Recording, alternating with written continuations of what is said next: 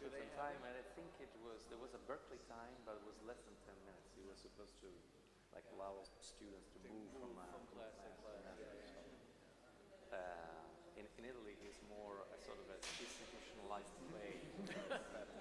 Institutionalized lateness, yes. Like we formalize the fact that we are, somehow always late. Yeah.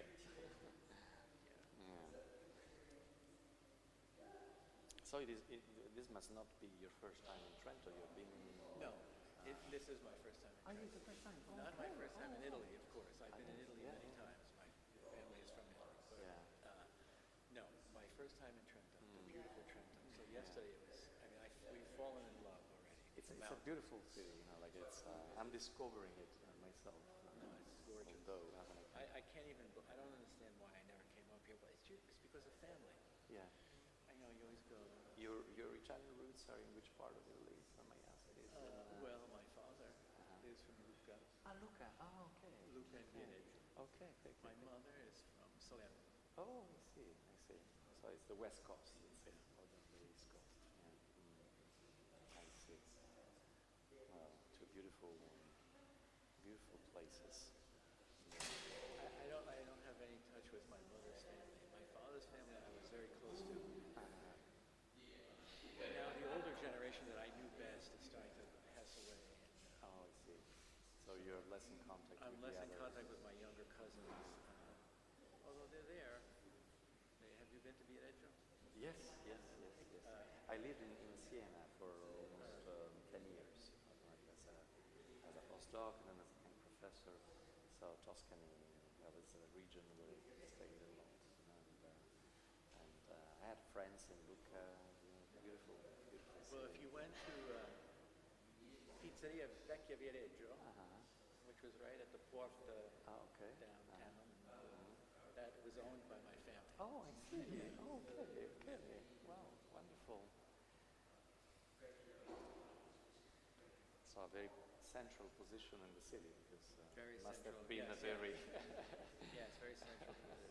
a hot spot.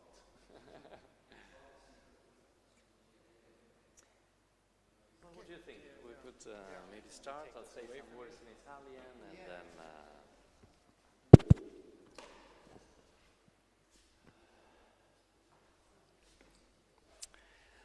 Allora, buonasera a tutte e a tutti. Sono Massimo Leone, il direttore del Centro per gli Studi Religiosi della Fondazione Bruno Kessler, e questa per noi, grazie Paolo, e questa per noi una occasione molto, molto speciale che ricorre tutti gli anni, un'occasione per commemorare uno studioso che ci ha lasciato prematuramente, e a lui infatti sono dedicate le Zordan Lectures, e quindi soprattutto mi preme inviare un messaggio e un pensiero anche alla famiglia, ai cari. Io non ho conosciuto questo studioso, ma l'ho conosciuto attraverso i suoi scritti e poi anche attraverso la memoria che ha lasciato nei collaboratori e nelle linee, di ricerca che coltivava nella Fondazione. È un'occasione però anche molto festiva, perché accogliamo un grande studioso, una personalità davvero straordinaria del mondo degli studi sulla religione, il professor Robert Orsi, che io sono anche un po', oltre che onorato, anche un po' emozionato di incontrare, perché ho letto molte delle sue opere, come chiunque si occupi di Religious Studies, soprattutto di Catholic Studies, e devo dire che c'è qualcosa che contraddistingue il professor Orsi, che è molto raro nel mondo accademico, no? Si trova soltanto in pochi grandi studiosi, ed è questa capacità innanzitutto di cogliere dei temi di una straordinaria originalità che aprono a una riflessione poi che diventa globale, no? Scoprono sostanzialmente dei temi. E poi però anche la capacità di abbinare ha un estremo rigore filologico, quello dello storico, quello dell'antropologo, quello di chi conosce tutti i dettagli, diciamo, dei propri dossier, una grande capacità di comunicazione. Ecco, i libri del professor Orsi sono dei bellissimi libri da leggere, hanno avuto uno straordinario successo, sono stati molto premiati, sono stati molto tradotti, quindi diciamo ci sembra quasi, come dire, un grandissimo regalo averlo qui con noi e di questo devo ringraziare anche Paolo Costa, che si è operato tantissimo come sempre per l'organizzazione di questa Zordan Lecture, e gli sono veramente riconoscente per aver diciamo, contribuito in maniera così diciamo, brillante anche con questa scelta e anche con diciamo, l'organizzazione di questo evento all'incontro di oggi. Non voglio prendere altro tempo perché parleremo di temi diciamo, molto scottanti, appunto di qualcosa che è in fiamme, no? Il nostro mondo, della religione e della teologia in questo mondo in fiamme. Lascio la parola invece a Paolo per una introduzione diciamo, più accademica, ma conoscendolo anche molto sentita e accurata di questo nostro graditissimo ospite che viene a Trento per la prima volta, che è già innamorato della città di Trento, che vi ha scoperto tanto di quella Italia, di quella storia religiosa dell'Italia, del cattolicesimo che ha studiato durante tutta la sua vita, e quindi lo accogliamo insomma, dicendogli che questa è una sua casa. Grazie. Sì, grazie mille Massimo. Aggiungo anch'io i miei ringraziamenti a voi che siete qui oggi, a chi ci sta seguendo anche sul canale YouTube della Fondazione, a Robert Orsi per la sua gentilezza, molto italiana, molto gradevole, molto riconoscibile anche per noi, a tutta FBK che per l'impegno, a Elisabetta ovviamente Lopane che mi ha assistito in tutti i passaggi burocratici sempre complicati, quindi chiunque abbia contribuito in piccola o grande misura alla realizzazione di questo evento. Un pensiero speciale va alla famiglia di Davide che non può essere qui con noi oggi, tradizionalmente ha assistito alle Zordan Lecture precedenti. Volevo mandare un pensiero particolare a Luciano, il papà di Davide, che non sta bene, è in ospedale adesso, e ancora di più forse a Federico, che è il figlio di Davide, che adesso ha 11 anni, forse ci sta seguendo su YouTube, e pensavo che magari, visto che siamo su YouTube, penserà che siamo un po' più cool di quanto non sembriamo a prima vista. Domani sarà il 7° anniversario della morte di Davide e devo dire la verità, se non mi controllo, se non faccio attenzione, potrei avere quasi l'impressione di vederlo da qualche parte, magari in terza fila a lato, con la sua postura energica, che segnalava sempre un'attenzione speciale. E devo dire che le presenze fuori dall'ordinario, anche un po' spooky, sono uno dei temi della conferenza che oggi il professor Orsi terrà. Davide era molto interessato ai temi di cui Robert ci parlerà stasera. È stato lui a consigliarmi di leggere il libro più famoso di Robert diversi anni fa. E lo era per motivi personali e anche, credo, per motivi generazionali. Provo a spiegarmi. Come alcuni di voi sanno, Davide era molto incuriosito dal destino del belief, della fede oggi, dal particolare destino della fede nel mondo in cui gli era toccato di vivere. Aveva sperimentato sulla sua pelle che, almeno in Europa, esisteva ed esiste ancora un attrito significativo tra la forma di vita moderna e le pratiche, i simboli, le dottrine, i riti religiosi. E proprio per questo voleva vederci chiaro come studioso, come teologo. E voleva farlo senza balaustre, senza preconcetti, per citare un'espressione di Hannah Arendt che è diventata quasi proverbiale nella comunità dei filosofi.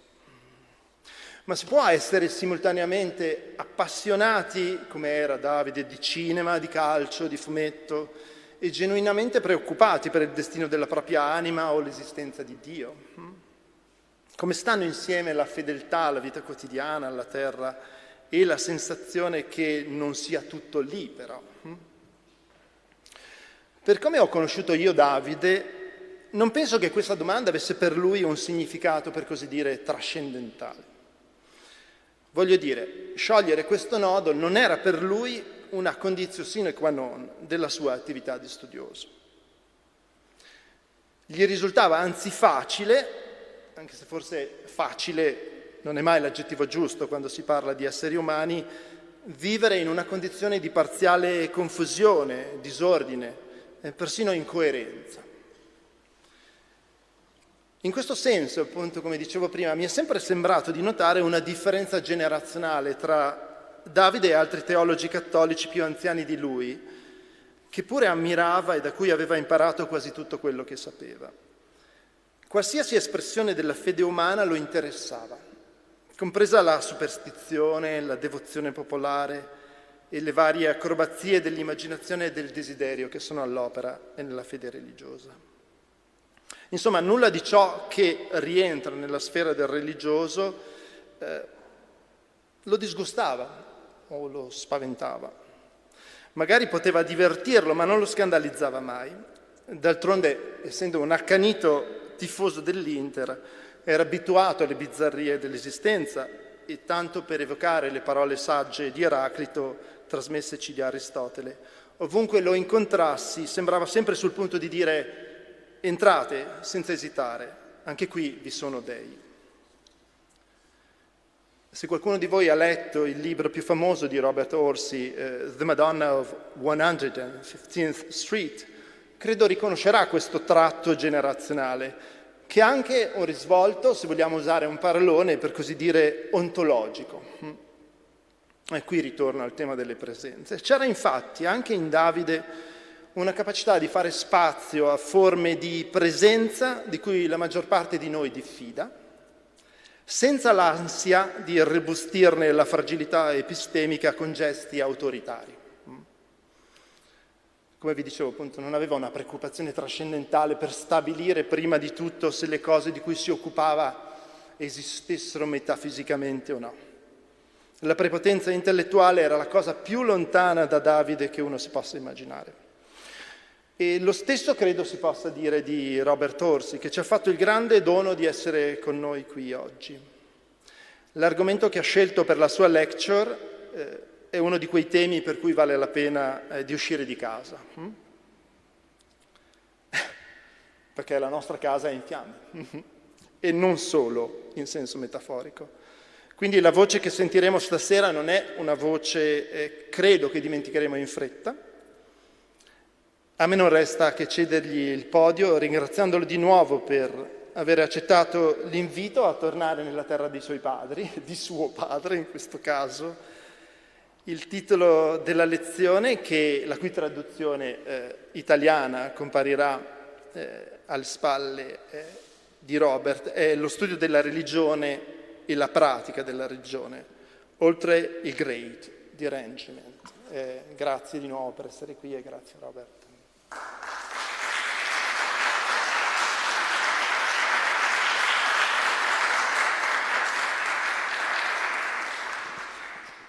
Thank you for that, your welcome. Thank you so much for that, and thank you, Massimo, too. It really is a great pleasure and privilege to be here today at the Fondazione Bruno Kessler and to give to join you in the rich, I know, the rich and ongoing conversation that is characteristic of your lives here. I'm sorry that I can't, my Italian is terrible. My passive Italian is almost perfect, but I haven't had occasion to speak Italian in a long time. I grew up, it was my first language, but it's not a language I am comfortable in anymore. I appreciate that you're listening to this in English, and we will have a translation. And I'm going to go slow enough so that you can read along with me as I go. So again, I want to thank Massimo Leone, the director of the Center for Religious Studies, for inviting me to join you.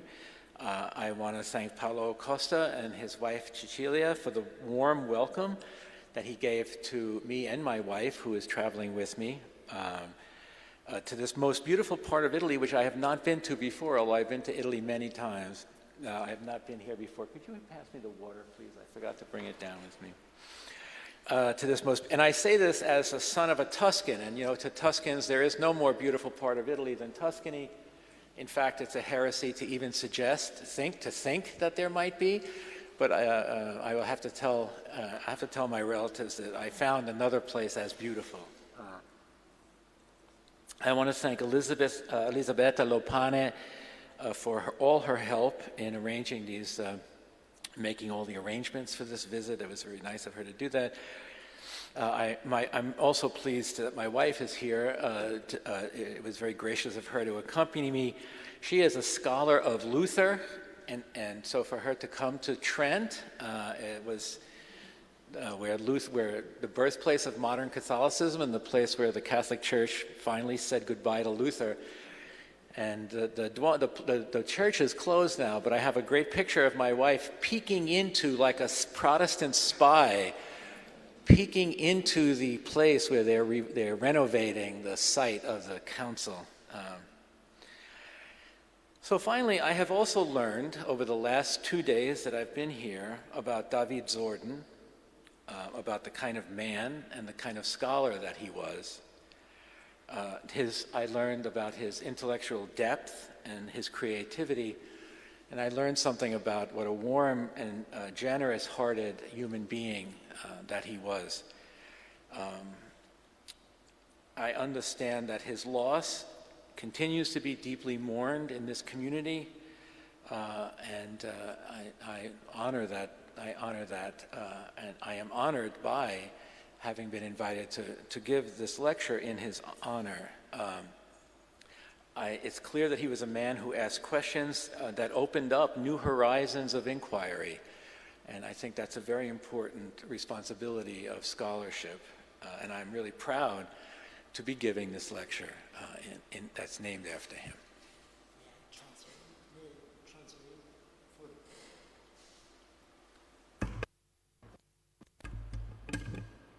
Per le persone che non capiscono l'inglese, giusto una brevissima traduzione, oltre a ringraziare tutti e ricordare appunto che Trento è la città del concilio e quindi in particolare per Christine, la moglie di Robert, che è una studiosa di Lutero, essere qui è un'occasione speciale.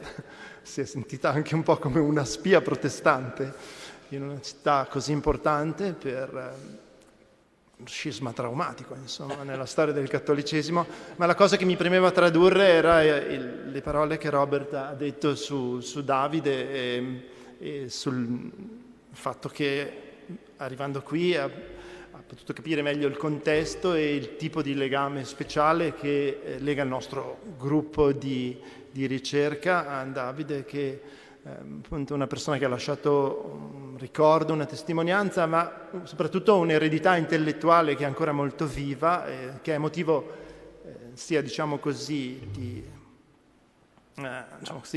tristezza per il senso della perdita che abbiamo avuto, ma allo stesso tempo è una grande fonte che arricchisce il nostro lavoro da tutti i punti di vista nel nostro centro. Ecco, mi premeva solo tradurre questo. Grazie. So perhaps you all felt, as I did 2 years ago, in the winter of 2019-2020, when news of the unprecedented brush fires burning in Australia reached us. I was overwhelmed by horror and sadness, incomprehension and grief. Everything I did in those days was illuminated by the harsh light of those distant fires. 500 million animals burned to death. This phrase, from a headline over an image of the world in flames, looped over and over in my mind, a signal of cognitive malfunction, I think. I had reached the limits of what was comprehensible within the given epistemologies and ontologies I worked in. 500 million animals burned to death. The fires burned in Australia until the spring. Why was I having drinks with this friend in a cozy bar? Why was I reading a book? Why was I writing a lecture when this was happening? Why was I shopping for food? Why was I living a life?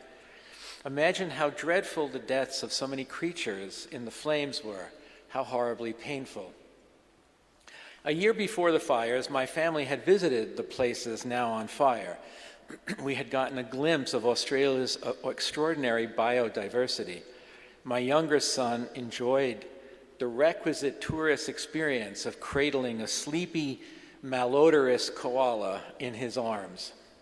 We were wakened in the mornings by the magnificently raucous sounds of kookaburras and magpies, and even at a safe distance, the enormous crocodiles hiding in the murky salt waters along the beaches, great silent survivors of an ancient world, terrified us. Now, at night, I lie in bed in Chicago, the fires burning endlessly in my mind, the fleeting images I had seen of animals in the flames always before my eyes. There were times when I felt I could hear the earth screaming in pain. My ears rang for weeks afterwards, strangely, and I have thought that perhaps this was the sound of the traumatic aftershock of the horror, my body refusing to let me forget. And of course, it has only gotten worse since then. The summer of 2022 saw record numbers of fires across the planet. To keep a thing holy in the heart, Rudolf Otto writes in Das Heilige, means to mark it off by a peculiar feeling of dread, that is, to appraise it by the category of the numinous. When I tell you about how I felt those days of Australia's burning, and since, in this season of floods, fire, and drought, am I describing a religious experience? If the answer is no, why not? If the answer is yes, then what kind of religious experience is it? Otto says that the holy exceeds the boundaries of good and evil. It presents us with what Otto calls an overplus, beyond conception or understanding, an irreducible more. Perhaps we need to recalibrate our meanings of religious in order to make room for this experience of 500 million animals destroyed in flames. I will come back to this at the end of the lecture, this question. So the question I bring to this afternoon's conversation is this: what does it mean to study and teach religion at a time when the future of the planet and of all species is in doubt? And I understand you have this new PhD in religion now that's coming online soon in Italy, and so the question is very, very relevant. I am aware of the dizzying incommensurability of the question. On the one hand, the familiar matters of teaching and scholarship. On the other, global catastrophe and planetary extinction. Incommensurable it may be, but we are compelled to live and work today in this existentially and conceptually perverse space. Climate catastrophe is not made to human measure, to borrow Albert Camus' description of the pestilence. And as a result, it is possible not only to deny it, as some leading figures on the global stage continue to do, but also to hold in contempt and derision those who, with, quote, a persistence that many think is ill-advised, this is again Camus, insist on calling attention to it. The crude attempts by some politicians to shame and belittle Greta Thunberg serve as a kind of index of this attitude. They went on doing business, Camus writes, of the inhabitants of the plague city, arranged for journeys, formed views, because how could they have given a thought to anything, how should they have given a thought to anything like plague, which rules out any future, cancels journeys, silences the exchange of views. This went on doing business is what Indian novelist Amitav Ghosh means by the great derangement. It is the blissful enjoyment, say, of an unusually warm day in a string of such days in a winter that is the warmest on record, without the accompanying recognition that the very same geological circumstances making it possible to go without a cotton sweater in what now passes for winter in one part of the world, in another part of the world, puts whole populations at risk of severe weather, of drought and floods, and creating millions of climate refugees. So, again, as insistently as a repetition of that headline fragment in my brain, 500 million animals burned to death. What does it mean to teach and study religion at a time when the future of the planet is in doubt? What does it mean to address questions of theory, method, and pedagogy when the conceptual tools we have used in the past to do so are no longer adequate? Such dissonance is one that practitioners of every form of cultural endeavor must confront in relation to climate disaster. Is a novel of climate change possible, for example? This has to do in part with questions of subject matter and form. Is the immensity of climate catastrophe graspable and communicable within the inherited structures of the novel, for instance, built as it was to the measure of the bourgeois world in which it arose, preoccupied with the affective, the interior, and the domestic? It is also an epistemological issue. Are the ways of knowing in various disciplines adequate to this immensity, or are they fatally tooled to a smaller scale?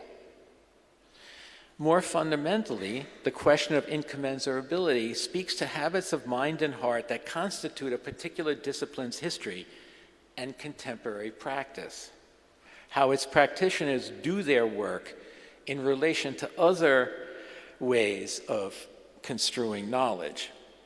Confronting these questions has brought on epistemic panic across the humanities and social sciences. On January 1st, 2020, American novelist Lauren Groff wrote on the Greenpeace website, quote, "I have long been frustrated that even artists in our society have been complicit in this vast effort of averting our eyes. Even now, it is rare to find a book or a song or a film or a statue deeply engaged with the work of thinking about the most urgent catastrophe in human history.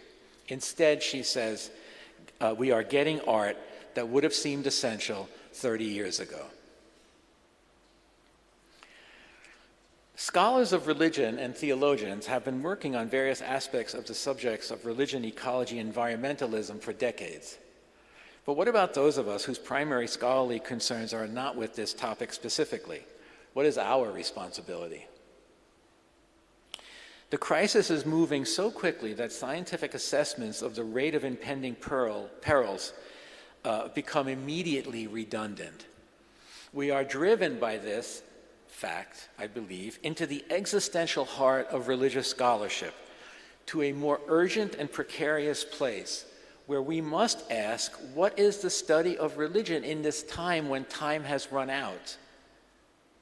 This place is precarious because we will have to abandon the authority of our learning and the comfort of thinking familiar thoughts, of familiar methods, as we rediscover the most compelling imperatives of our scholarship, its most consequential and exigent ambitions. It is urgent because the future predicted by science is already our present. Now, religious studies and theology of all disciplines ought to be able to approach that which is not made to human measure, because religion is one of the domains, perhaps the primary one, in which humans reach in practice, theory, and imagination for the other than human, and more importantly, in which the other than human, all the other than humans that have been in relationship with over time, including gods and ancestors, angels and demons, also rivers and rocks and mountains and trees and animals, insects and birds, in which the other than human reaches for the human. So religion ought to be the place in the university where we could talk about and we can explore this relationship with the other than human. But is this so? Here's a little noted historical coincidence of great consequence, I think, of great consequence. Many contemporary scholars date the origins of the Anthropocene, the name of the current geological age we inhabit, to the late 16th century. The same time as it happens, as of course the Council of Trent, that the modern understanding of religion was beginning to take shape. Religion as a construct, religion as an idea, religion as the object of inquiry, religion in its modern usage is coeval with the Anthropocene. Religion and the Anthropocene have a shared and mutually constitutive history. Both arose amid the social, economic, intellectual, and political upheavals of the 16th and 17th centuries. They are bonded at the deepest levels by the circumstances of their origins. Specifically, what distinguishes the Anthropocene from the ages that preceded it is the radical differentiation made and enforced in this era between humans and other than human beings. Humans act, other than human beings do not act. Humans are agentive, other than humans are not agentive. Humans are really real, other than humans are not really real. So too in religion. In its modern usage, religion is always a prescriptive as well as a descriptive term, encoding not only what religion is, but more importantly, not only what religion is not, it also encodes what religion is not, and also what religion must be. In other words, I think of the term modern religion as a disciplinary term. It's a term that articulates a norm hidden within a description. Modern religion is this, it must be this, and these other things are not modern religion. So I'm trying to think of Austin's categories. It is a term that it's a performative utterance. Thank you. Religion in this sense dates to the profound rupture between Catholics and the varieties of Protestantism in the 16th and early 17th century over many issues, one of the central ones being the nature of God's presence in the Eucharist, and by extension, God's presence in everyday life. And it's a topic that was decided here in this city. This is a little dizzying to be giving this lecture in Trent, I have to say. Catholics held to the doctrine of a real, embodied, literal presence. Protestants moved away from this towards other formulations of the relationship between God and the community of Christians, framed, for the most part, in the language of memorial, sign, and symbol. This internecine Christian quarrel got carried out to the rest of the world by the agents and apostles of competing Catholic and Protestant empires. It was eventually absorbed into the academic study of religion, where the debate over presence lost its moorings in the specificities of sacramental theology and practice among Catholics and the varieties of Protestants, and became a more generalized metric. In other words, at some point, presence, absence loses its roots in Catholic-Protestant conflict and becomes an independent metric. And precisely as such a metric, it was used to make consequential stratifications in the modern world. Divine presence, in the Catholic sense, was identified with the past. Presence in the Protestant and then post-Protestant senses became the future. Modernity itself was situated over the fault line of the presence of absence of other than human beings to human beings. The Anthropocene, in other words, was not secular. Modern religion was allowed its gods, but from religion as a normative modern construction were exiled all the other than human beings. Anthropologist Marshall Salins, I don't think this is up there, I added this, anthropologist Marshall Salins calls them meta-persons in his posthumous book, The New Science of the Enchanted Universe, an Anthropology of Most of Humanity. He calls these figures meta-persons. I prefer the more evocative word gods, as long as it's capaciously understood. So from religion as a normative modern construction were exiled all these other than human beings with whom humans had been in immediate and tangible relationship for millennia, reframed now as symptoms of the primitive, relegated to the past of the species and the infancy of individuals. Other than human beings were exiled from their homes in forests and seas, in things and places, from the past, as in the case of the forgotten dead, and they were forbidden to make themselves known to the human senses. Other than humans as agents and actors, other than humans as consequential in and to human experience, were allowed only to live on in the human imagination, now understood as the interior domain of dreams, fantasies, and delusions. The term religion, in which was embedded the unmarked modifier modern, its invisibility a sign of its potency, came to index ways of being in the world that were congruent with the social, political, and economic reality emergent in the mercantile, capitalist, industrial, and post-industrial societies of Northern Europe, and which ways of being in the world were out of place, out of time, perverse, fantastic, and therefore to be marginalized, prohibited, or eradicated. Denoting them all as the anti-modern, the other than modern. So in other words, I think modern religion provided the metaphysical underpinning for the Anthropocene and for its practices of extinction. The human domination of land, water, and air, the enslavement of particular populations, the eradication of other populations, the creation of a mobile and disenfranchised proletariat, all of this demanded that the natural and human worlds be rid of living and present other than human entities. It required metrics for distinguishing among diverse populations and then situating them on hierarchies of worth and dignity. The formation of the secular nation state came to be premised on a public sphere free of the interruption of the sacred, surrounded by borders that even the gods would respect.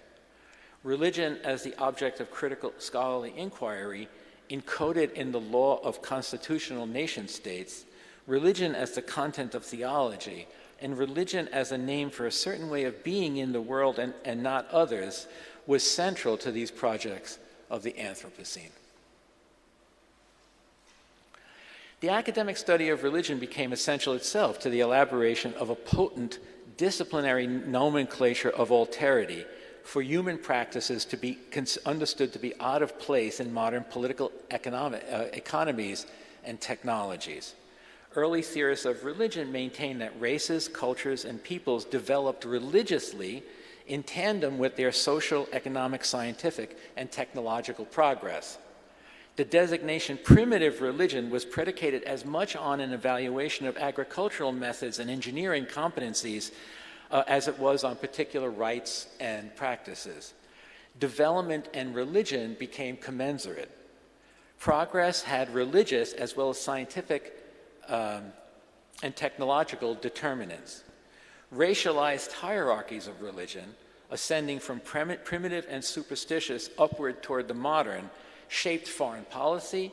It contributed to the determination of military objectives and imperial and colonial ambitions, and it legitimated violence against particular peoples. These metrics organized, these metrics that I say were organized religiously, were implicated in everything from decisions about where to locate railroad tracks to where to dump industrial waste and where to locate sweatshops. The open and unresolved question was whether primitive peoples were capable of evolving or progressing, whether they were capable of moving upwards along a ladder of political economy, technology, and religion, or whether particular ways of being in the world were so thoroughly inseparable from the very being of thoroughly inseparable from the very being of particular peoples as to adhere in their essence. In the latter case, in other words, in the latter case, if a particular way of being in the world adhered to a people's essence, if they were fundamentally primitive religiously, the strategic options for agents of progress and power were geographical dislocation, incarceration, or extermination. Such evaluations were not fixed. However, colonial administrators or military officials often maintained that a group of people in the path of progress, in the path of a train, in the path of a factory, in the path of the development of a body of water, they often maintained that people who were obstructing progress had no religion, making them literally inhuman. This served to justify their elimination, for to be without religion was to be not human. Then, once the obstruction to progress had been removed, the same people were judged to be religious in essence, deeply pious by nature, which opened the way to missionary intervention and conversion. In these ways, by identifying and enforcing a specific way of being religious with modernity, religion rendered the Anthropocene itself sacred. Religion was not alone, of course, in doing such border work. Constitutional law, zoning codes, industrial interests, and the protocols of the nation state were likewise implicated in this ongoing work of authorization. But religion took the task of making and sustaining the borders of the Anthropocene into the most intimate spaces and times of human existence, implicating it in how one understood oneself in relation to the holy, to the dead, to other humans and animals, to mountains, how the interior of the human soul was to be mapped, how different populations were to view each other. An insistent functionalism and positivism were imposed on religion and on the study of religion within modern discursive paradigms that subordinated religious practice and imagination, and in particular people's relationship with other than human beings, to the behavioral, the semiotic, and the socially constructed. Religion became always a function of something else, of human need, of communal identification, and so on. Other than human figures became signs and symbols of something else absent, missing, vanished. All of this represents the reduction of religion precisely to the measure of the human. Given this genealogy, the discipline of religious studies today might in fact be the least capable of resisting the imperatives of the Anthropocene or of imagining alternatives, because it remains so haunted by these agendas. And we'll see if the Italians can do better. But religion exceeds what is possible within the limits of these discursive frameworks. There is a more to religion that is not reducible to any given paradigm. To the extent that we scholars of religion are willing to talk about this more, is the extent to which we have a particular methodological and theoretical contribution to make to the university and to the planet in this time of global crisis. To the extent that we are not, we are contributory to the Great Derangement. Commenting on the intellectual ethos of the Anthropocene, Gosh writes, quote, "It was as if every doorway and window that might allow us to escape the confines of language had to be shut to make sure that we humans had no company in their dwindling world but their own abstractions and concepts." Is the study of religion capable of reopening these windows and these doors? I think this is really the question. So I want to make some programmatic suggestions in response to the question of what might the study of religion look like in the post-Anthropocene. These are suggestions. I am aware that I am no specialist in this area. I believe we must try to figure this out together. Perhaps this is one of the ways the climate crisis will change the nature and practice of academic work. We will renounce the paradigm of the individual scholar, the singular exemplary creator, and with it the claims of ownership over ideas, and instead work more robustly and intersubjectively as communities of scholars, as you do here at the Institute, as communities of scholars whose lives are at stake along with the planet's. So, first of all, in the post-Anthropocene age, so what follows here is a kind of religious studies futurism. I'm trying to imagine alternatives to the study of religion as it exists today. I mostly have the United States in mind, but also other countries in Northern Europe, and I suspect, from what I know about the Italian Academy here too, the persistent functionalism, the persistent positivism, and so forth. So what might a new future look like? Religious studies futurism.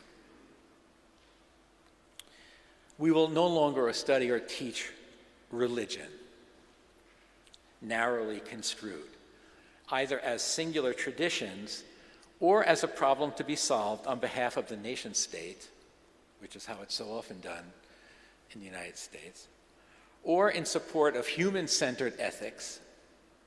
What does a human do? What does a human feel? How does a human react? Among the many other issues we inherit from a now exhausted paradigm. To continue to foreground such issues not only threatens to render us irrelevant, it betrays the aim we must all be pursuing now, namely, enlarging the possibilities of being human in relation to the world through which and in which humans make their lives and of which we are merely one part. The limits imposed on religion by the imperatives of the Anthropocene are not the limits within which we will work going forward. Post-Anthropocene, in other words, the study of religion must also be post-religious. The sanctioned places, practices, imaginings, and times of religion, churches, mosques, temples, and so forth, do not set the limits for our inquiries.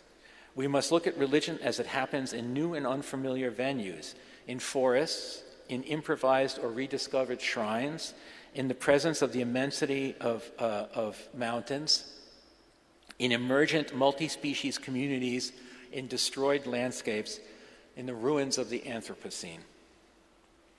This means moving to the center of the discipline ways of being in the world, along with questions these particular ways of being raise, that were disallowed or marginalized by epistemological and metaphysics, by the epistemologies and metaphysics of the discipline itself as it developed in the modern era.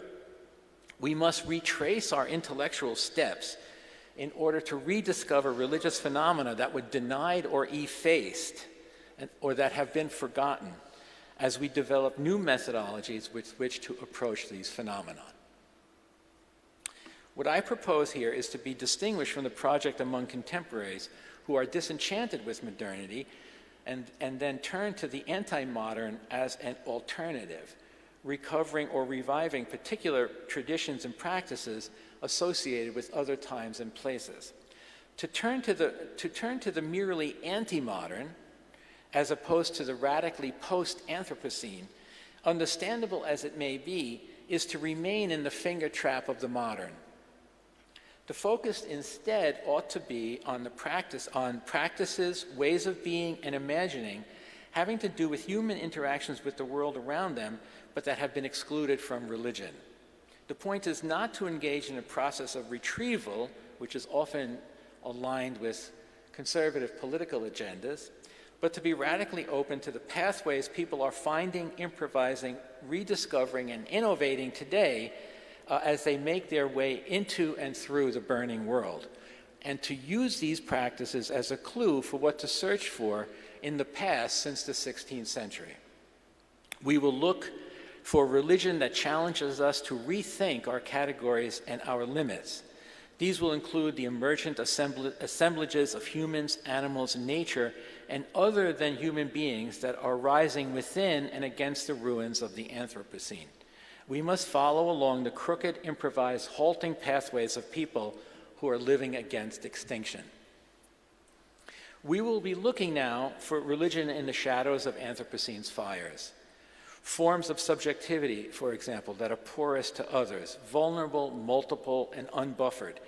Ways of being human in ongoing relation with the other than human.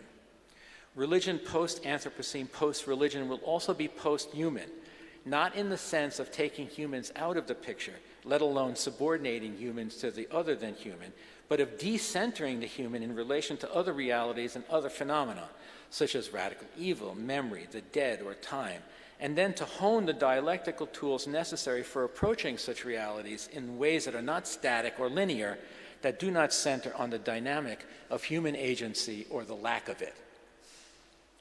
Perhaps extra than human, or decentered and reimagined human, are better designations for what I am reaching towards. Among the central interests of the post-human, post-Anthropocene, post-religion study of religion and theology will be human relations with other than human entities as real beings in the circle of relatable others, of matter that is alive and efficacious, of animals' independence of what humans make of them, new forms of temporality and spatiality. We must learn, for instance, to understand our responsibility to beings in the future, opening up the time frame of our ethical reflection, as we also come to understand the moral entailment beings other than human have upon us, independently of us. There was a case in the United States recently it was decided, unfortunately, in a way that I was not hoping for, that asked the question of whether a particular elephant had rights. And the court decided that the elephant did not have rights, and I think that was unfortunate. At the same time, there was another case in the United States in which two activists rescued two piglets from a factory pig farm. The two piglets were hurt. They took the piglets out of the pig farm. They were arrested, of course, which they knew they were going to be. And the court decided that they acted legitimately on behalf of suffering beings. So, we have to be aware of these shifts in the law, but these sorts of rethinkings of the human-animal relationship, I think, are central to this religion as I'm imagining it in the future, the study of religion as I am imagining it in the future. Once normative accounts of religion and the religious have been revealed in their full implication in the processes that brought us to this moment of planetary crisis, the long dismissed or denied archive within the study of religion for thinking about thinking about matters such as other than human or other than human relations, or about the living living matter, may be recovered and taught. This requires, finally, that we substantially expand our circle of interlocutors.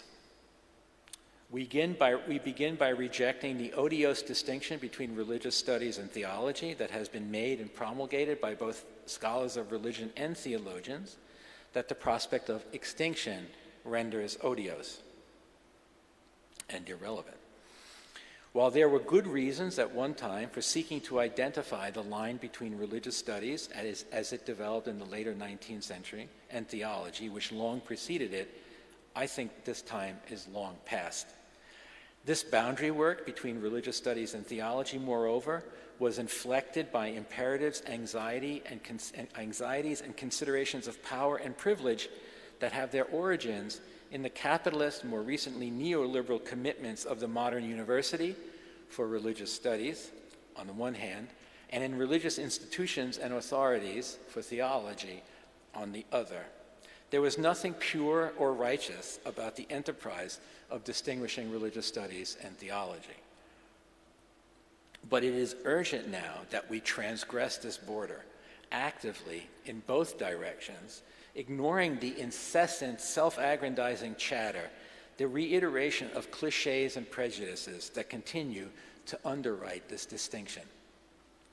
And once we have stopped deforming ourselves with specific internecine distractions, we will be better able to open the field out to other interlocutors, among them critical theorists, photographers, novelists, graphic novelists, visual artists, poets, and filmmakers. These other practitioners will help us to move past the perimeters within which we are accustomed to operating, from a narrow and presumptuous empiricism or anti-empiricism towards an empiricism sufficiently abundant to carry us towards the extraordinary realities it is our task to find and to study. This way of doing religious studies and theology, in company with an expanded circle of conversation partners, responsible to the exigencies of our times, post-Anthropocene, extra-human, and post-religious, will free theologians and scholars of religion alike from the hegemonic determination of modern scholarship across the disciplines to control and order everything it touches. Its aim is a study of religion that is free, free from and free for. We will be careful in our scholarship, but not cautious in our engagements and commitments, because the Academy needs us, scholars of religion and theology, to be free now more than ever before, free to think and free to imagine. In these ways, among others, the study of religion and theology may become one site for empowering our students by giving them additional tools to enlarge their imaginations and their intellects in order to better understand and to live against the reality which they and we have been thrown into. I want to close by returning to the fires. The burning was not the fault of the flames. The Australian government had not devoted necessary resources to fire prevention, including new ways of living with a dry landscape and of living with fire. So we can't do the human thing of blaming the flames. It wasn't the flames' fault. During those weeks of seemingly unquenchable flames, I remembered from my own distant childhood, the story of Moses and the burning bush. I had not given this biblical account much consideration before, but now it insisted that I pay attention to it. You all know the story. Moses is going about his business, tending sheep, when a nearby bush suddenly ignites. The flames roar, but the bush is not consumed. Moses moves closer to better examine this strange phenomenon. And, quote, when the Lord saw that Moses had gone over to look, the narrator tells us, the Lord calls out to Moses by name from within the flames.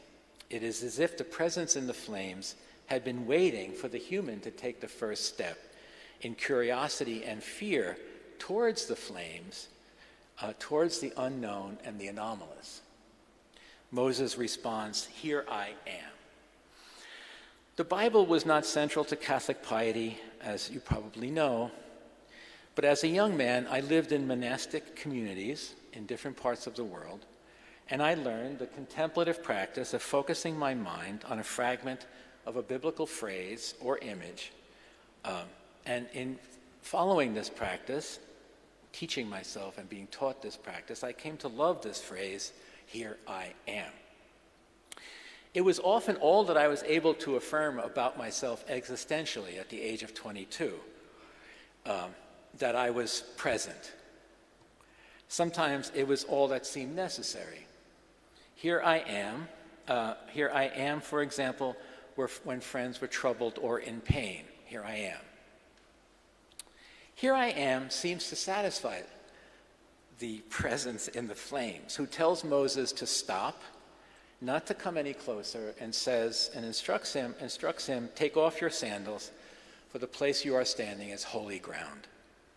After Moses does this, standing barefoot, vulnerable, and precarious on the holy ground, he receives his commission. I have heard the cries of my people, the voice in the roaring flame says, and now I want you to lead them out of the land of bondage to the land of milk and honey. Moses is nonplussed. Who am I to do this, he asks. The Lord replies, tell the people I sent you. And when they ask me who you are, Moses says, the Lord says, I am who am. Who are we to talk about climate change? I mean, I'm sure you've thought that about yourself. I'm sure you've thought, as this endless debate goes on and on, you've thought, who are we to talk about this? We don't know anything. I don't know the science. I don't know this. And people find lots of different ways to ask themselves that question, who are we? Who are we to imagine responses to it? Who are we to imagine rethinking disciplines and academic structures and protocols? Who are we to do this? We have no choice, really. The voice is commanding us out of the fire. The Anthropocene was the era of choice. The post-Anthropocene is not about, the post-Anthropocene is about choices that must be made.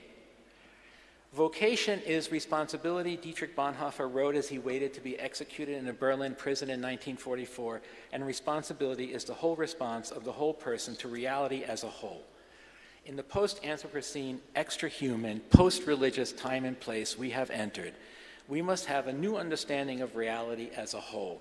The transcendent, Bonhoeffer says, is not in the infinite, unattainable tasks, but in the neighbor within reach. And a new understanding of who our neighbors are. They are the voices of the animals calling to us out of the fire. Take off your sandals, for the place you are standing is holy ground. I asked when I began what I was feeling, whether what I was feeling in the days of the fire was holiness. Here is the answer, I think, coming out of the fire itself. For centuries, scholars of religion and theology have been doing their work on grounds that, while not secular in any simple sense, were not holy either. We conform to the canons and protocols of the secular academy. We translated religious experience into the languages of function and symbol. We learned to bracket questions of ontology and metaphysics. We did our work on the ground set for us by the imperatives of the Anthropocene. The challenge now, I think, for both religious studies and theology is whether we will find a way as effectively to stand on sacred ground. For now we know that all of this ruined, burning ground is sacred. Every plant, every person, insect, reptile, forest, ocean, and bird. Right where they happen to be, to quote Bonhoeffer a last time, right where they happen to be, humans ought to hear the call and allow themselves to be claimed by it. Here we are, it seems. Thank you.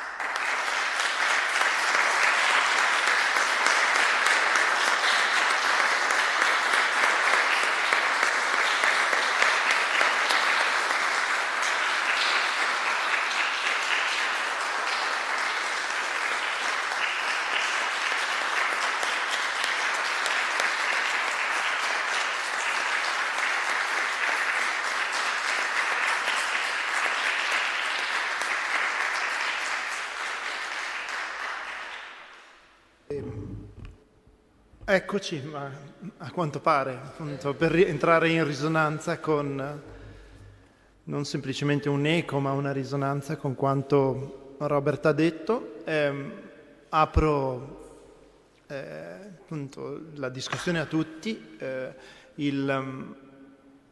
Come avete potuto vedere, la riflessione che Robert ci ha regalato è allo stesso tempo molto locale e molto globale, è glocale, no? È dove siamo adesso, nella storia, nel tempo, nelle nostre vite, come lettori di giornali, come testimoni del nostro tempo, e allo stesso, diciamo, secondo lo stesso ordine di pensieri, siamo spinti a mettere in discussione persino i termini che consideravamo più ovvi, come quando diciamo so che una persona è religiosa, so che questa è la religione, so che questa è la laicità e la secolarità. L'invito che ci ha fatto Robert, tenendo insieme i due corni del dilemma, è quello di andare a fondo, anche se quello che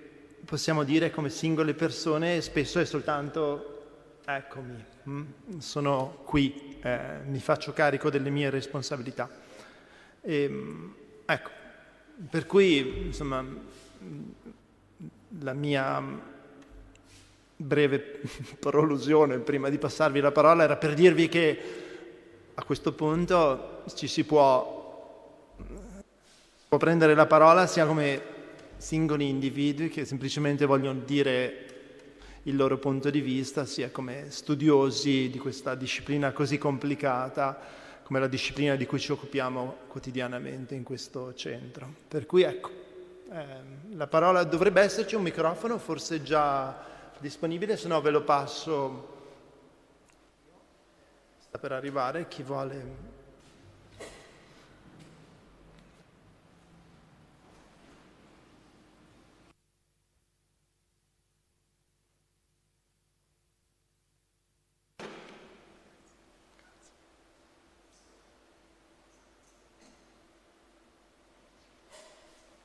Well, first of all, thank you very much for this really deep, passionate,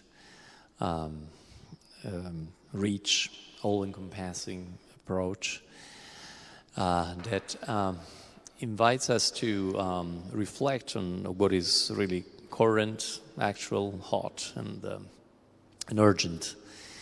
And starting from the last sentence that was also repeated by, translated by Paolo in Italian. There are, of course, many trends of, let's say, ideological but also pragmatic response to this urgency. One is probably best personified by Donna Haraway, the idea of the staying with the trouble, and somehow developing a here we are that constantly enmeshes and mixes and accepts the paradoxes and the complexities and the ambiguities of staying in the trouble where the trouble is. But there is also another trend that is becoming more and more popular, I would say, especially among young scholars and readers, is not the answer that goes through the label of the Catholicism, but the answer that goes through the label of the Pathocene, Bartholin's. That has an answer which is not here we are, but is more here we were. And now we leave. So we're not going to be here anymore. We leave you like other animals. We leave you other plants. We withdraw somehow. And I think that somehow concerns also religious studies and theology, because these are two different ways of understanding and conceiving, let's say, sacrifice, how to make something sacred, by being there or by leaving that place. Sorry for putting such a abstract question, but this is exactly what I had in mind. Where do they? This is fascinating to me, and again, I'm talking. Well, let me understand first. So, what does that mean? We're leaving. We're leaving everything to burn. We're leaving everything to. For instance, we are leaving animals, non-human animals, their space. We're not going to try to take care of them, but we're going to try to restore their place without us, the humans. Yes. This is much more, let's say, dysphoric understanding of the place of humans on the planet as a sort of a daily omnivore, urban, organized predator that has expanded everywhere. And so the need is not to find ways of compromising with the other species, but to, create some space, some emptiness somehow. Yeah, no, I'm very sympathetic to that. Again, remember that my purpose here was really to think about what we can do in our classrooms and in the organization of our. So I'm really thinking very much as a scholar of religion and a teacher of religious studies, right? So I would say that one of the things we could do is I'm well aware that there are multiple approaches that are being offered now. And I think that one of the things we could do in religious studies is offer an ethically informed, although I don't want it just to be about ethics, but we could offer an ethically informed space for the consideration of these various alternatives and what is entailed in these alternatives. I mean, I think at at stake in that position that you argue are certain understandings about the nature of animals, understanding of human-animal relations, certain questions about ontology, metaphysics, all of that. All of those need to be surfaced somehow in our classroom so that we know what we're talking about, that our students will know what they're talking about when they go out into the world and make these decisions. So that's what I was thinking, that we could move towards and learn. I mean, I want to hear from these people. And as I say, I'm very sympathetic. You know, there's a debate right now in the United States about what's going to happen to the areas destroyed in Florida by the hurricane.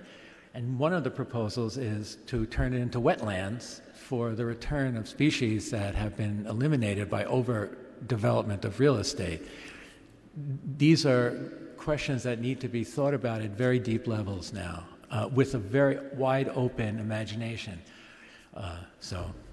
Thank you very much. Se posso tradurre brevemente la questione sollevata da Massimo Leone è appunto se non ci siano due diversi approcci, forse antitetici alla questione etica centrale posta dall'antropocene, cioè una di essere sempre più coinvolti e quindi anche sempre più informati, e l'altra quella invece di ritrarsi, cioè di ridurre una specie di kenosi, di riduzione, diciamo così, dell'investimento anche umano. La risposta di Robert è stata che lui è consapevole che esistono appunto diversi approcci alla questione e che entrambi hanno un peso. Da un lato, lui come studioso e come insegnante di Religious Studies sente anche la responsabilità di rendere i propri studenti, per esempio, sempre più consapevoli, quindi sempre più coinvolti, più informati sulla posta in gioco, sulla relazione, per esempio, tra uomini e animali e così via. Quindi produrre una crescita di consapevolezza attraverso un'espansione della soggettività. Dall'altro lato, molta, in particolare penso all'ecologia profonda, mette sempre in guardia sul fatto che questo è un modo, no, per accrescere ancora di più la posizione e il ruolo e la responsabilità degli esseri umani nella natura. È vero, appunto, quando succedono i disastri qualcuno oggi sostiene invece che intervenire lasciamo spazio alla natura. C'è una catastrofe ambientale, pensate, da noi è stata Vaia, perché pulire il bosco, perché non lo facciamo è stata una grossa tempesta che c'è stata qualche anno fa che ha distrutto molti boschi in Trentino. Pensate ai due atteggiamenti possibili, uno è considerare il bosco un giardino umano che va pulito e l'altro invece quello di lasciare semplicemente che l'uomo intervenga il meno possibile. Queste sono due opzioni in gioco e ci chiamano in causa in maniera, insomma, da un punto di vista etico molto forte. Noi continuiamo a intervenire, insomma, il nostro... Anche se è vero che i boschi nelle nostre montagne stanno diventando sempre più selvatici, perché il paradosso è che essendoci meno miseria adesso il bosco è una risorsa inferiore per le comunità locali, quindi io mi ricordo il bosco 50 anni fa in montagna, era un bosco molto pulito, quasi un giardino, ma perché la gente aveva bisogno del legname, quindi adesso questa questione di che cos'è la natura e in che relazione sta con gli esseri umani e il nostro intervento è sicuramente una questione decisiva dal punto di vista etico, come diceva Robert. Deborah. Thank you very much for your very, very interesting and stimulating lecture. Thank you. Very short questions and another one. The first one is, what do you think about Laudato Si? As a Catholic theologian, I would like your impression of this encyclical of Pope Francis. And the second one is that in your lecture, I found some analogies with the colonial theology. That is an attempt to include new and non-Western theology in our traditional theology. So do you think that the colonial theology could contribute to renew traditional theology and also our lay way of understanding the world, our world? Yes. So the first question, of course, I'm actually writing something about this now. Laudato Si is a magnificent document, of course, and Gosh ends the Great Derangement. I don't know if any of you have read the Great Derangement, but Gosh ends with an evocation of Laudato Si, and he sees that as a sign of hope.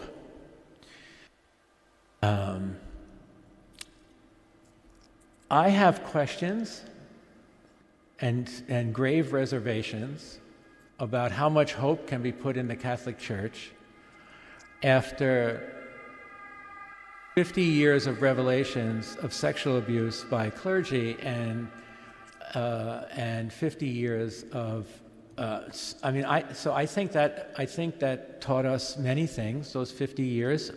Gosh ignores it completely. He says Catholicism is one of the great pre-carbon, Gosh calls Catholicism a pre-carbon resource for the world today. But that, I think, I love Gosh, but I think that's a naive view of history. Catholicism isn't pre-carbon. St. Francis was pre-carbon, yes, but St. Francis is interpreted today by carbon moderns. It's the church is. So I think Laudato Si was a magnificent document. I don't look to Catholicism for help. I certainly don't look to the institutional church the way Gosh does for help. He has this vision that institutional Catholicism, because it's global, political, or secular, as you would say, because it has a seat at the United Nations, because it's everywhere, that it is the greatest, really the greatest religious resource. And I think that's wrong. I mean, one of the things we learned in 50 years of the sex abuse crisis, that the church prioritizes its own interests over all other interests, regardless of what anybody says. That's how I understand the documents from the past 50 years. So that's not to say that these traditions are not helpful, and I think they are, and I think we should be aware. And I agree with you about decolonial traditions, absolutely. I mean, this is what I think we should be opening our classrooms to now increasingly, is perspectives from the outside. Perspectives that were once seen marginal now need to move to the center. And we have to understand that. We have to learn from these others. So there's a lot of interest now in indigenous religions among climate. And I think this could become a kind of romanticism, but I also think we should be open to it. Le domande di Deborah riguardavano una richiesta di un parere sul significato della Laudato Si di Papa Francesco e una riflessione sul ruolo che la teologia decoloniale sta svolgendo oggi nel dibattito teologico. Riguardo alla prima domanda, Robert citava appunto questo, così ho anche l'occasione per dirvi appunto il romanzo, questo libro di Amitav Ghosh è stato tradotto in italiano La grande cecità, però derangement non è esattamente cecità, è proprio che stiamo diventando matti, insomma, no? Che... Has it been widely read here? It has. It's been translated. Sì, sì, è stato tradotto, sì. E rispetto alla speranza che Ghosh manifesta alla conclusione del libro nella Chiesa cattolica come un soggetto, diciamo, che forse proprio anche perché per ragioni perché è vecchio, diciamo così, come risorsa contro gli sviluppi distruttivi dell'antropocene, lui è meno ottimista e faceva riferimento al fatto che come istituzione secolare il modo in cui la Chiesa cattolica si è comportata rispetto alla denuncia degli abusi sessuali non lo fa sperare, insomma, che l'istituzione secolare, insomma l'aspetto più secolare dell'istituzione della Chiesa, possa essere questa fonte di speranza, nel senso proprio di decentrarsi, no?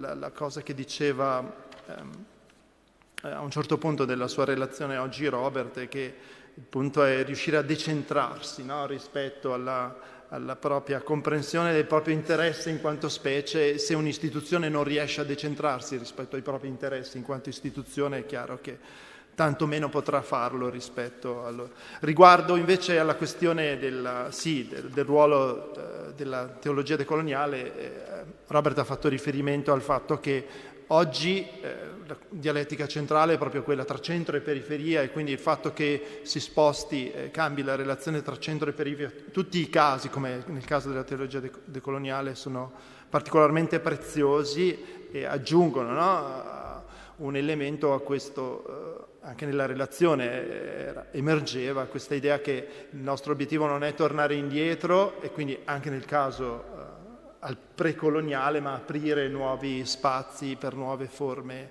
di riconciliazione, insomma, e quindi questi spostamenti centro-periferia sono particolarmente utili, preziosi.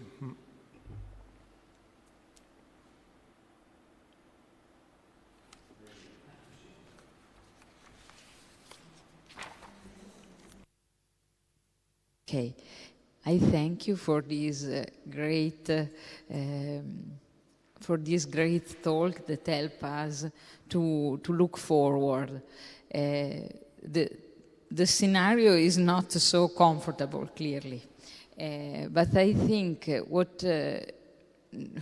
have the impression that there is this kind of scenario launches as an appeal to become much more attentive to the bodily, the material, and the natural component of our life and of ourselves.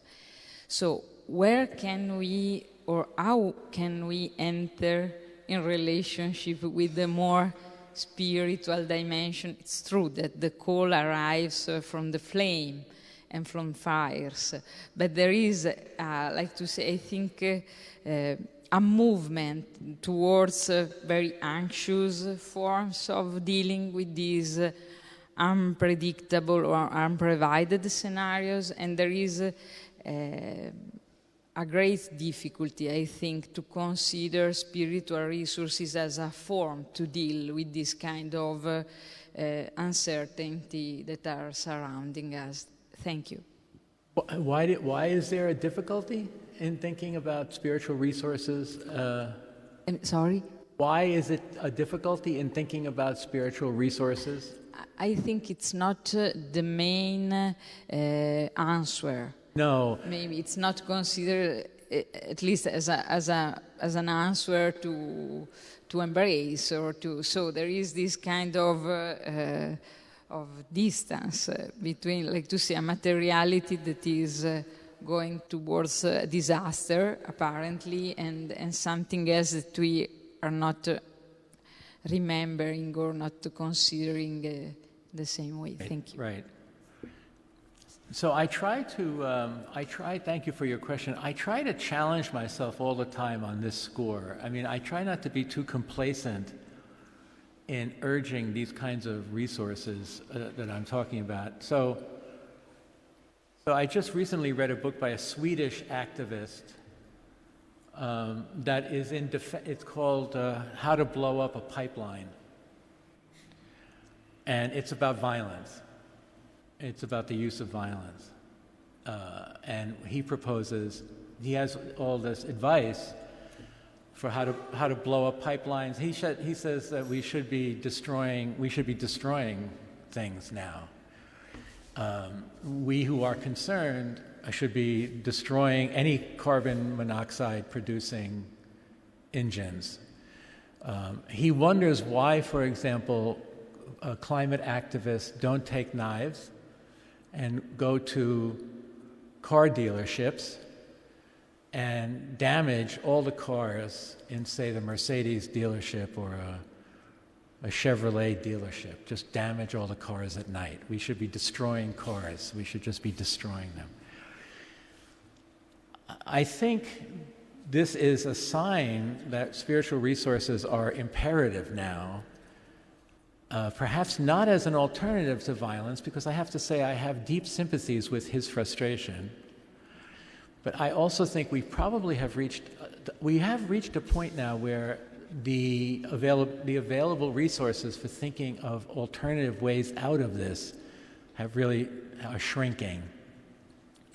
So I just offer this as one small possibility that one small group of humans can do to help with enlarging the imagination beyond violence. Without, I have to say, I cannot reject violence against things. I just cannot reject that. But anyway. Capito bene la risposta, cioè la domanda di Lucia riguardava essenzialmente ciò che ci aspettiamo in termini di efficacia causale dai rimedi, insomma, rispetto ai problemi che sono stati, e perché la gente si aspetta così poco dalla dimensione spirituale delle persone.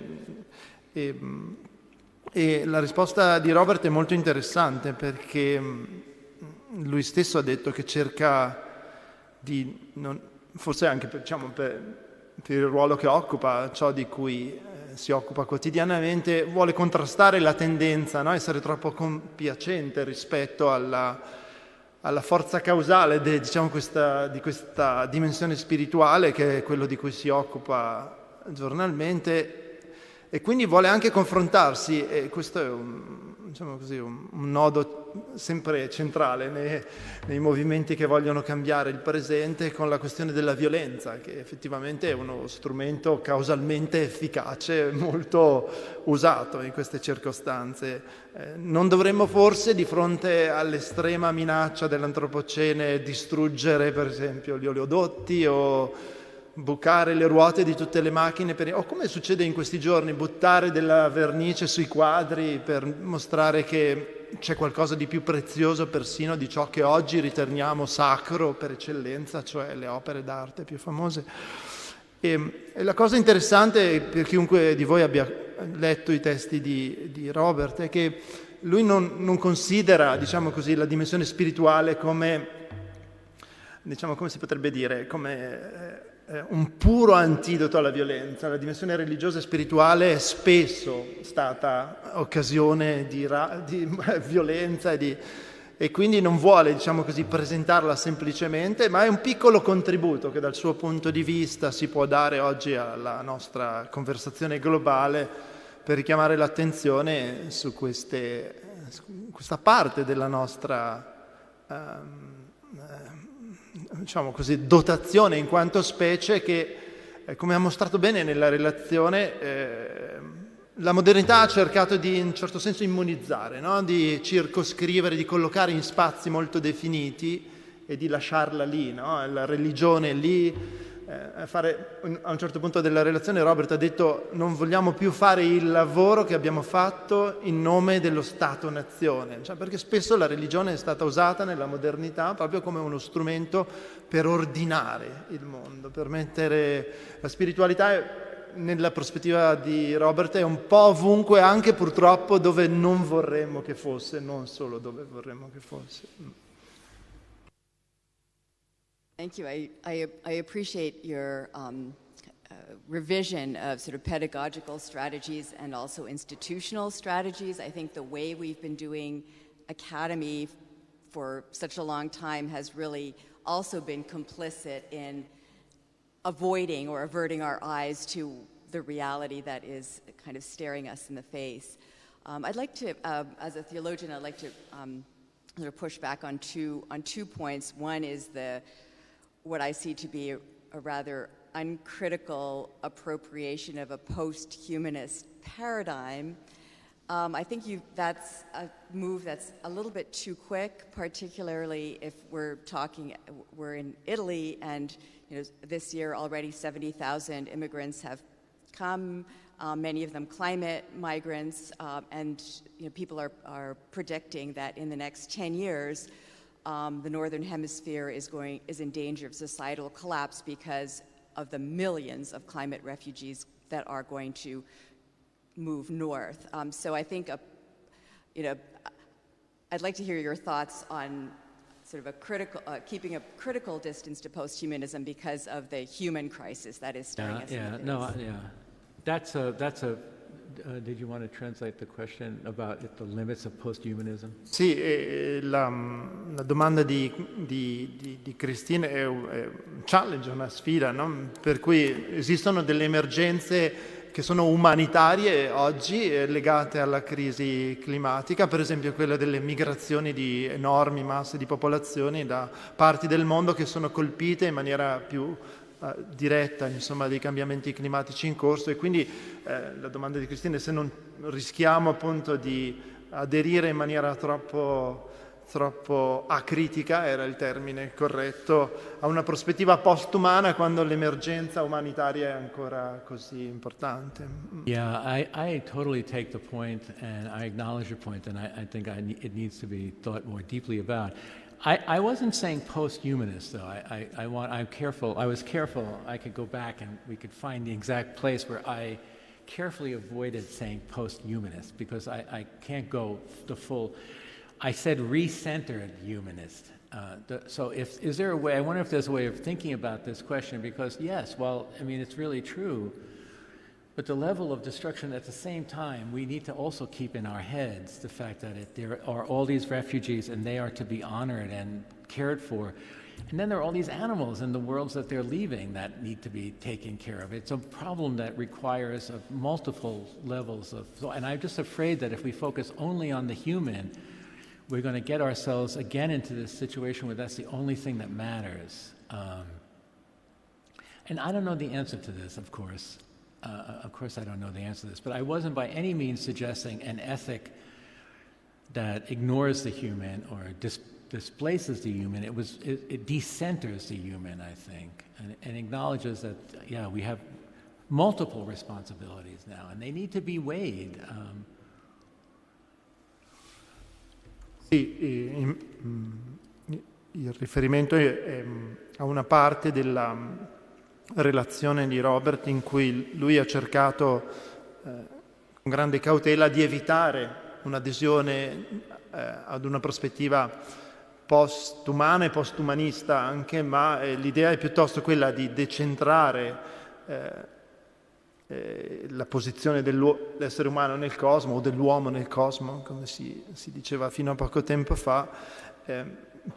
Credo appunto perché non ha funzionato tanto nemmeno da un punto di vista etico, e quindi, se capisco bene, l'obiettivo è proporre un paradossale umanesimo in cui l'essere umano non è centrale, insomma, quindi un umanesimo in cui il ruolo dell'essere umano è decentrato per fare spazio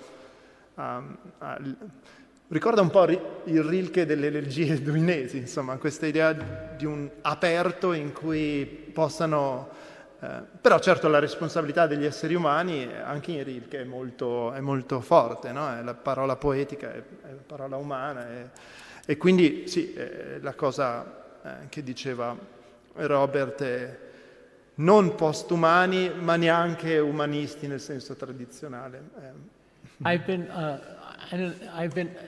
You all can challenge me on this, and I've read challenges about this, but I have been heartened, for example, by the fact that international organizations have addressed the question of abandoned and animals at need in Ukraine during the war. Now, you can say, well, this is just, and I can imagine Putin sneering at this and saying, this is typical Western nonsense, this is the kind of bourgeois nonsense that this is characteristic of the West. But I think it shows Putin that there is a large and capacious ethic against him. Not this empty, decadent West that he's constantly talking about, but a West that actually sees life in all its forms as sacred. So I take heart from these organizations that are going in to try to get children out, that are trying to save families, that are trying to protect LGBTQ people, but that are also trying to get animals, dogs, cats, and zoo animals to places of protection. That is not laughable. That is something I think that is essential to this new ethic. L'esempio che ha fatto Robert è molto interessante e quando pensiamo alla guerra, ai danni della guerra, pensiamo ovviamente sempre ai danni alle persone o, non so, alle città di cui le persone si servono, però per esempio non pensiamo mai ai danni che la guerra arreca agli animali. Devo dire che appunto questo scrittore di cui ti parlavo ieri, Mario Rigoni Stern, nelle sue testimonianze di guerra spesso invece parla del ruolo, era una cosa che mi ha colpito molto, del ruolo degli animali durante i bombardamenti, no? E anche semplicemente come fattore di consolazione, vedere passare una lepre mentre esplodono le bombe, l'idea che ci sia ancora un mondo che non è in guerra con gli altri, no? E diceva Robert appunto che secondo lui uno come Putin probabilmente si farebbe una risata di fronte a questa sensibilità occidentale per il destino degli animali e lo percepirebbe come un'ulteriore prova della decadenza occidentale, mentre invece per Robert la nuova sensibilità morale si manifesta proprio attraverso questa cura per le vittime collaterali, no? Di questo aspetto umanocentrico, diciamo così, di questo modo che l'umanità nella storia ha manifestato, questo modo di comportarsi che è bene esemplificato, diciamo, dalle guerre, dove l'umanità ha manifestato lati della propria natura molto significativi. Vero? Abbiamo forse ancora qualche minuto, se...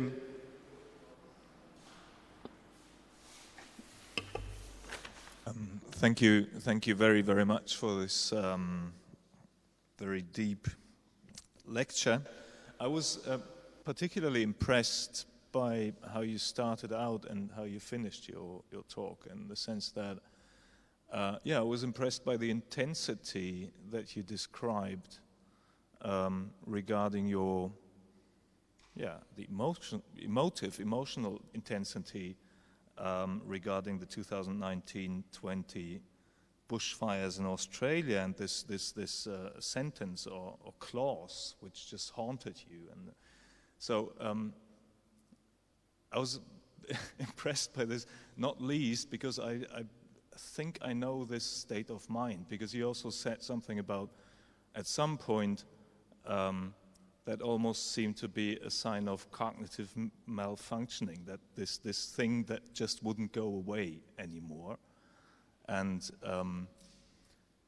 so I think I very much knew what you were talking about at this point.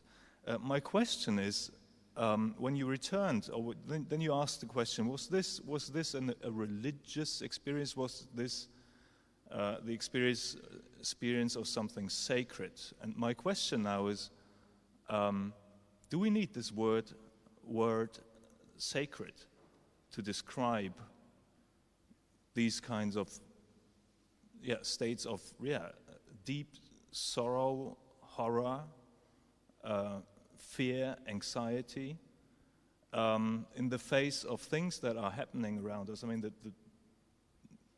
what I like is also that you use the expression climate catastrophe, and only in some places climate crisis, because crises tend to go away. Catastrophes, they do not tend to go away. I mean, they just happen and that's it. But my question is, do we need the word sacred? Do we need appeal to, let's say, traditionally religious vocabulary to describe this kind of experience that you described?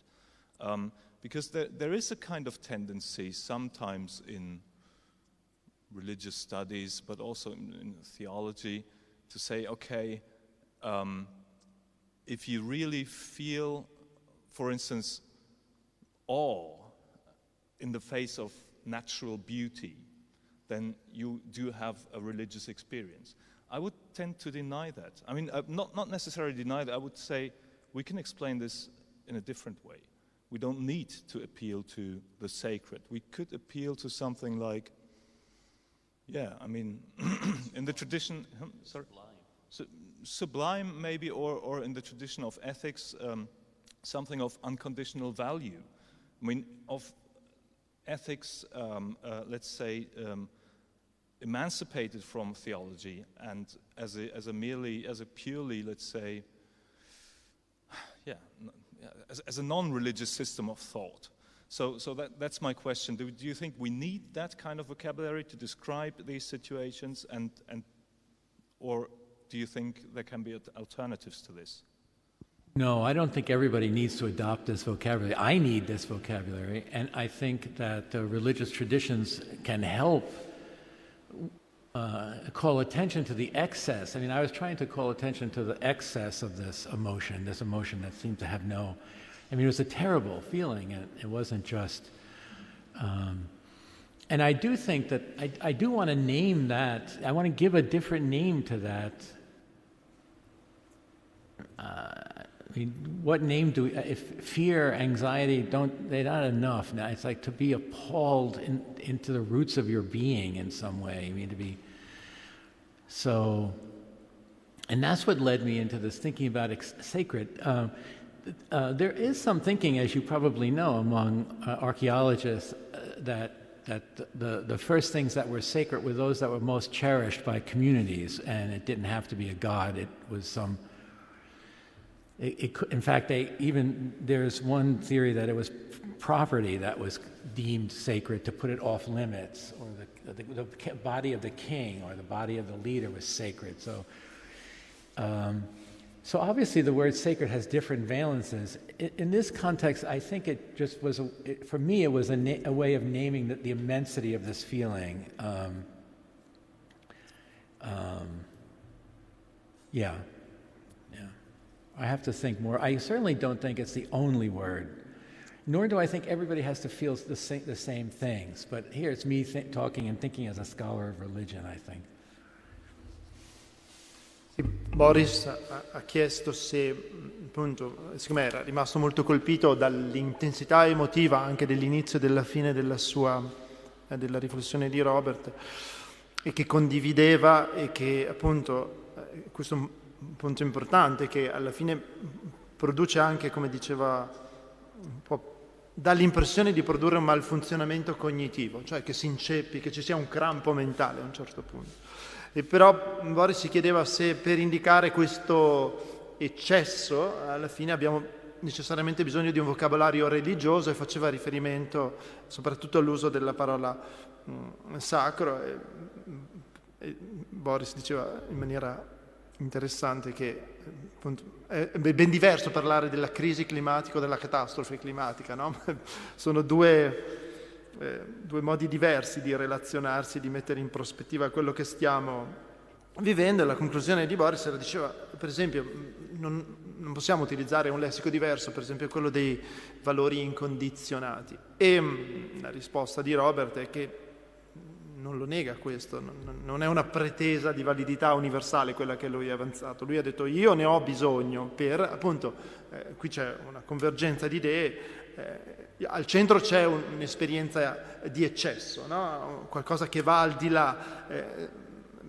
Robert diceva giustamente, proprio entrando in risonanza con quello che aveva notato Boris, che qui non si tratta semplicemente che noi andiamo a letto con un pensiero in più rispetto all'ansia che abbiamo normalmente se il giorno dopo al lavoro saremo all'altezza del compito che abbiamo. Questo è qualcosa che si infila nei nostri pensieri, destabilizzando la nostra stessa soggettività nella maniera più profonda che riusciamo a immaginarci, ed è questo appunto che tradizionalmente si è indicato con la parola sacro, che non è necessariamente parte del lessico solo religioso, ma vuole catturare proprio questo aspetto dell'esperienza umana in generale, per cui esattamente l'elemento che in lessico moderno noi definiamo del carattere incondizionato di alcuni doveri che gli esseri umani probabilmente hanno sempre sperimentato in forme diverse in momenti della loro esistenza.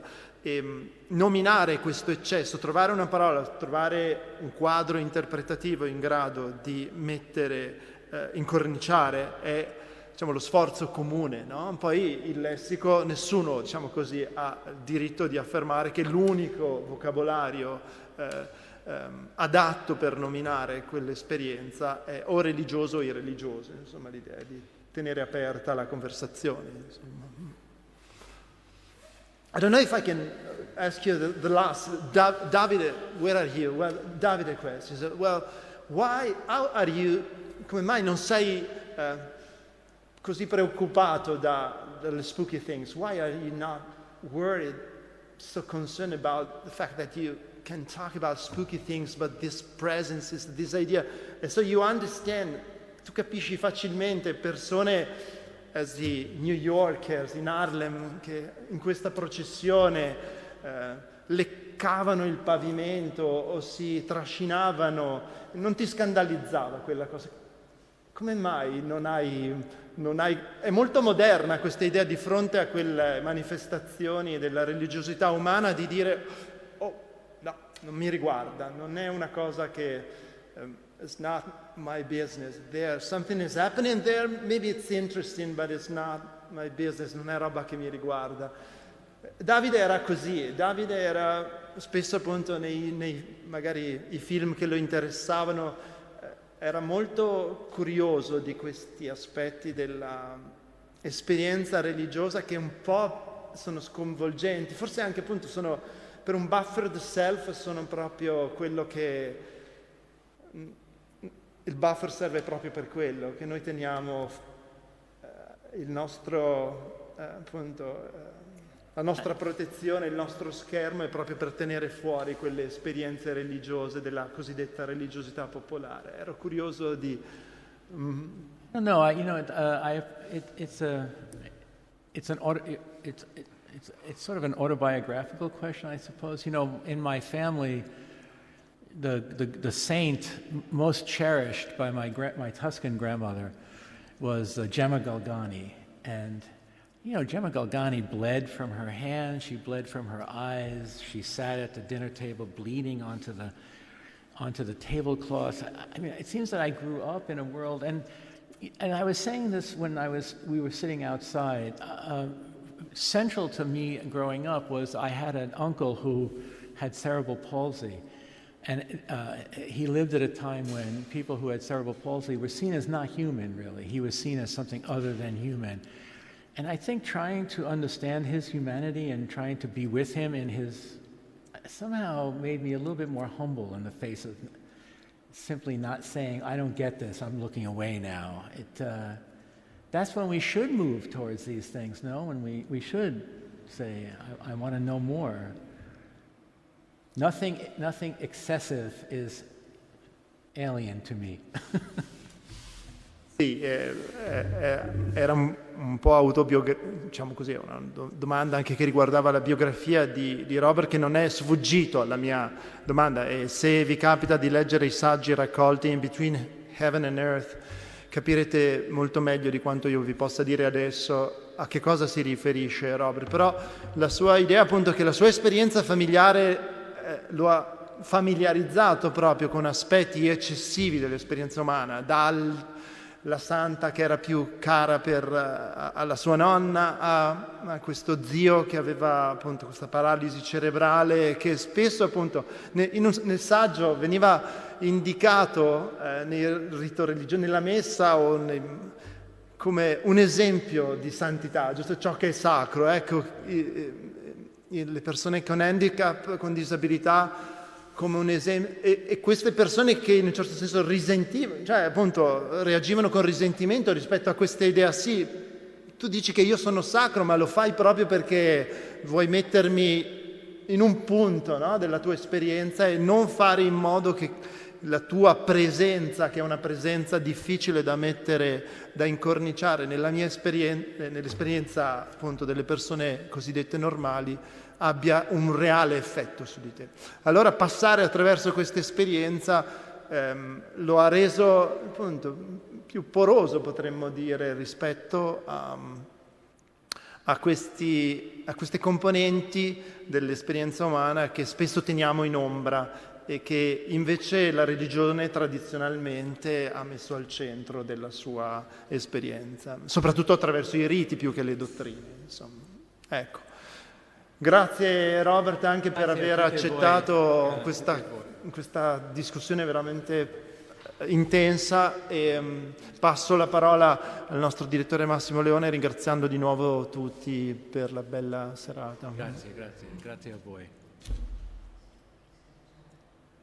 Penso che abbiamo passato davvero 2 ore splendide in tua compagnia e ci hai fatto riflettere su temi molto molto importanti, sul ruolo che poi ognuno nel proprio dominio, nel proprio ambito può avere, no? Per questo cambiamento. Magari, ecco, per terminare con una nota, non so se positiva, ma insomma incoraggiante, nessuno avrebbe immaginato negli anni 60 che registrare il suono o i suoni delle balene, che era un esercizio di biologia marina, avrebbe poi cambiato tanto l'attitudine delle persone nei confronti delle balene. Nessuno immaginava che qualcuno che negli anni 70 ebbe l'idea di registrare un disco che metteva insieme i suoni della humpback whales con alcuni musicisti dell'epoca, avrebbe cambiato completamente la posizione di questo animale nella sensibilità delle persone. Molti artisti fanno questo, continuano in quest'opera, forse ecco anche la religione può essere, gli studi religiosi, la teologia possono essere un luogo per una maggiore riflessione, una maggiore consapevolezza, ma anche per una fabulazione, no? Si parlava di santi, allora ne cito uno che forse è l'emblema di tutti gli studiosi di testi sacri, che è San Girolamo. San Girolamo però è sempre accompagnato da un animale che è un leone, e la storia dell'amicizia tra San Girolamo e il leone è anche una storia di empatia, no? San Girolamo si avvicina abbastanza al leone per togliergli la spina dalla zampa, no? Allora forse è anche nel senso di questa fabulazione che dobbiamo pensare il nostro ruolo di studiosi della religione, della teologia, e il nostro ruolo, insomma, nell'ambiente e con tutto ciò che ci circonda. Quindi grazie davvero Robert per questa straordinaria riflessione che ci hai regalato. Grazie.